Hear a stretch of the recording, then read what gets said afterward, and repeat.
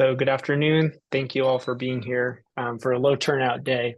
I mentioned earlier that this is there's a homeless services conference happening in Buellton today, so it might be a light turnout.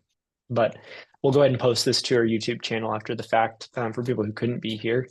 I'm Landon with SV Act, and we're going to discuss impacts of homelessness in the downtown area. So thanks for being here. Just a couple quick announcements and reminders for everybody. So on Monday, the 16th at 5:30 p.m. at the East Side Boys and Girls Club, which I believe is 632 East Cannon Perdido, there will be a meeting to discuss some vehicular homelessness concerns on East De La Guerra Street. So I think that'll be open to community members. I know there will be some city staff present, as well as a safe parking program. So that's this coming Monday at 5:30. We will have our next neighborhood walk focused on the waterfront area, and we're going to meet at the Dolphin statue on Thursday, October 3rd at 8:30 in the morning. So hopefully we'll be able to see a couple of the people that are usually hanging out there during the daytime hours. And then our next meeting with this wrap will be on the 10th of October. I think you all are well aware of all of our cards and info, but for anyone watching on the YouTube channel, we do encourage you, let us know if you'd like info cards about all the different homelessness response phone numbers, who to call, when to call them, that kind of thing. And then also, we just want to remind everybody that the Faro Center is open Monday through Friday, 9 to 3 p.m. That's over at 621 Chapala Street, catty corner to the Paseo Nuevo. And this is a daytime navigation center, a place for people experiencing homelessness to go during the daytime and get connected with housing and employment services, as well as to meet some basic needs. So really our goal there at the center is to try and help people get on their feet and get out of homelessness. So I'm going to share just a couple quick updates from the Faro Center as well. Since we last met, we have started doing some warm meals on Tuesdays and Thursdays. There are now faith communities serving meals as of Labor Day. We haven't noticed a huge uptick in numbers yet in response to that, so we're just waiting to see what happens. This is the second week now that we've had that program going. But I will say in general, we've had an uptick in numbers since about mid-August, starting at about, I guess, 4 weeks ago. So you can see we are currently in week 12, so we'll see where we end by the end of the week. But the current the daily average is about 25, but in the last few weeks, it's been closer to 35 to 40 individuals per day. So we're really glad to see. I think the word's getting out. We're seeing a lot more people. And the majority of those people are then connecting with services. We have a couple people that just come in, check it out, and then maybe they don't come back, or maybe they just sit for the day. But we're really trying to encourage people, hey, if you're here, let's help you get started on getting connected with services. We haven't seen any major neighborhood impacts, but we are continuing to send out our staff to walk around the surrounding neighborhood multiple times a day, because we really want to make sure that if there is anybody lingering in the neighborhood, that we're helping them find where they should be going. We haven't seen any major issues with that, but we are trying to keep eyes out. And several of the neighbors have let us know when they've seen something, and then we're able to see if we know who the individual is that they've had an interaction with. And then in general, there's been some parking concerns recently, I think partly because of all the construction on Chapala Street.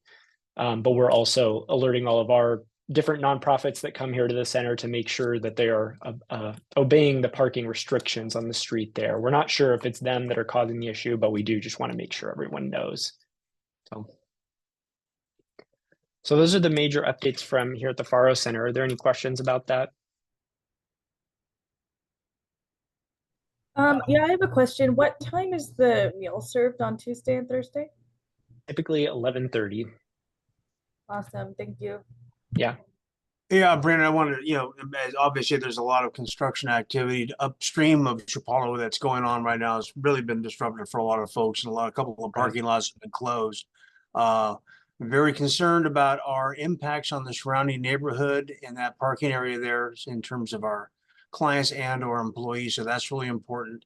And lastly, when you guys do your perimeter checks, I know that we are not authorized to do anything with folks that are maybe on a private piece of property absent a police authority letter.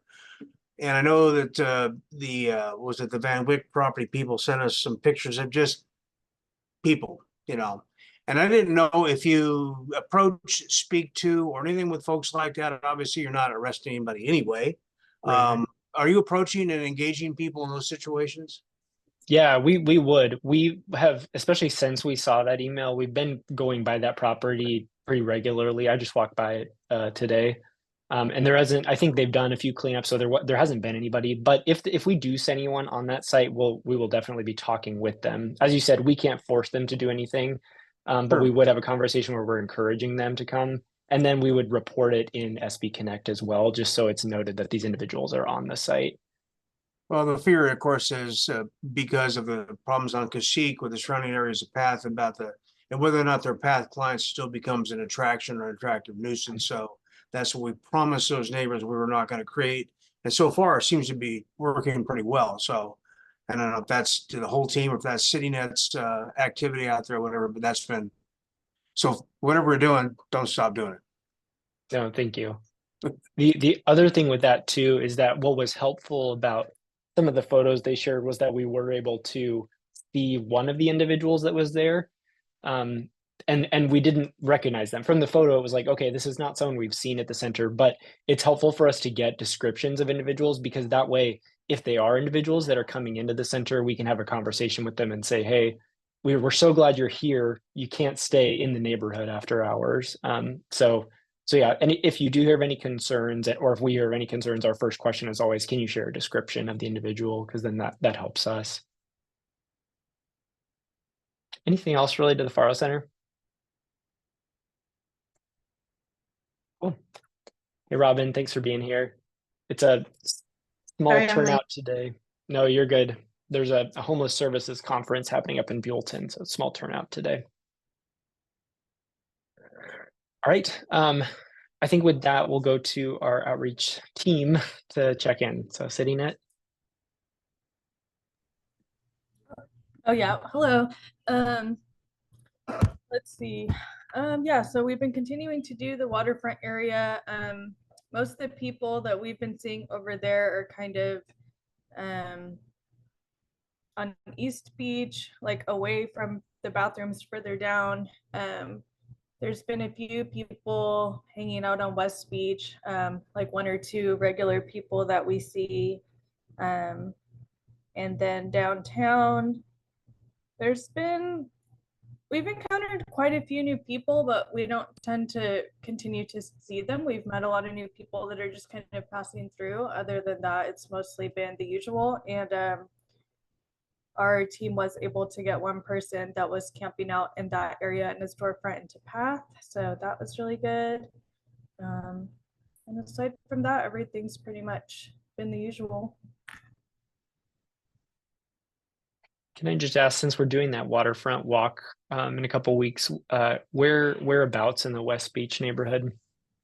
Yeah. So there was one person who actually I know that her items were posted a couple times and we were contacted by the park rangers, but just in that little plaza with the benches to the right of the dolphin fountain. I'm not sure if she's still there. And then the other person, we're familiar with him, and I'm not sure where he actually sleeps, but he's generally on not in the plaza, but on a bench when you're first like driving in where the dolphin statue is. Hopefully that was a clear enough explanation.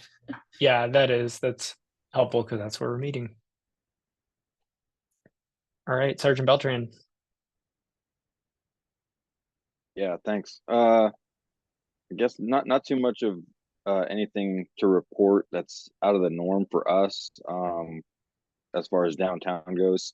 Same thing with beachfront, kind of the same faces except for I believe it was yesterday.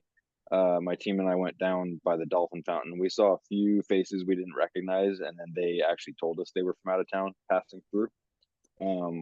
They kind of moved along. One of them was a little bit more on the confrontational side for no apparent reason, but Otherwise, I mean, no, they were fine. They didn't have like a ton of property. They weren't causing any major issues with anyone in the area, just new faces. But otherwise, I don't think I have anything else to report that's different. Well, thank you. Appreciate it.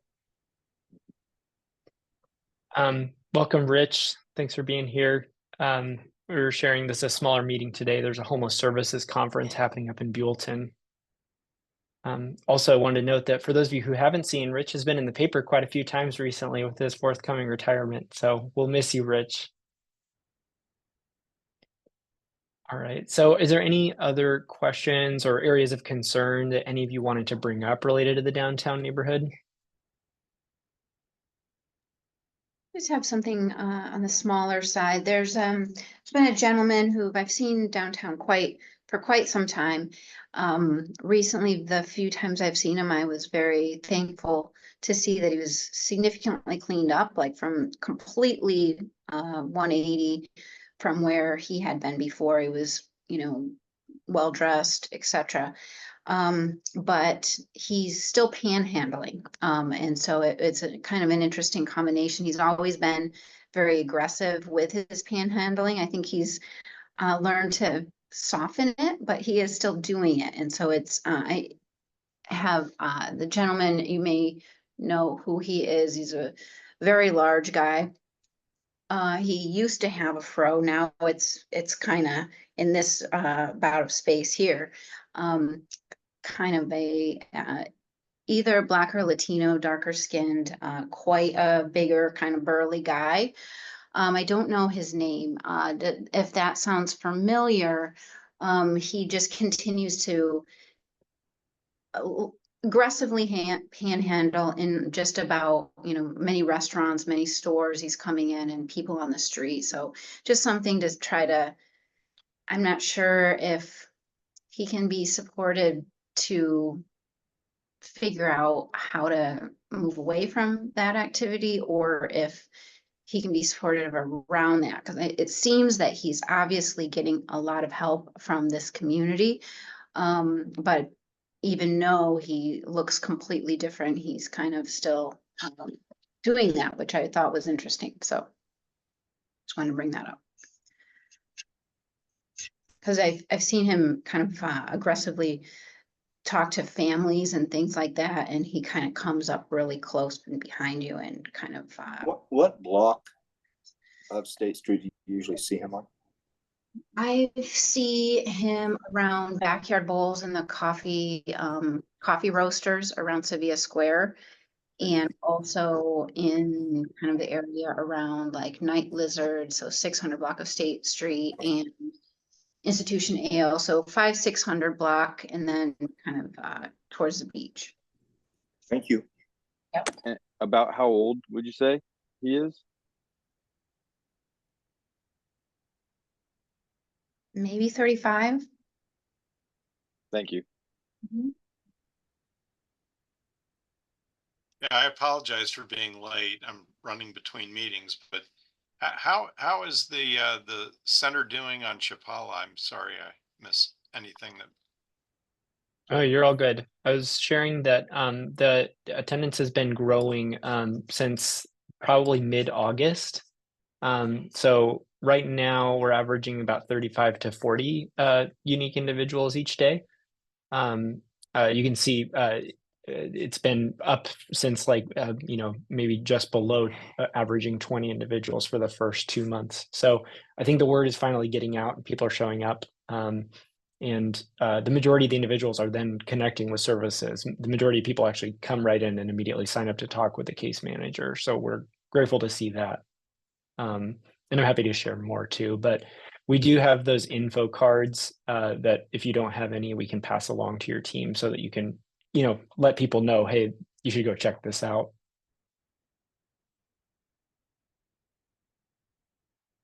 And then Robin, I was going to say too, I'll pass along that description to the Good Samaritan team since they're not here today, in case they know them. Any other hotspots or anything anyone wants to bring up while we're together? Okay. Well, we can end early today. I may see some of you on Monday at 5:30 p.m. at the East Side Boys and Girls Club for that vehicular homelessness meeting related to the East Side. But otherwise, I wish you all a good weekend and be in touch. Thanks, everyone. Thanks, everybody.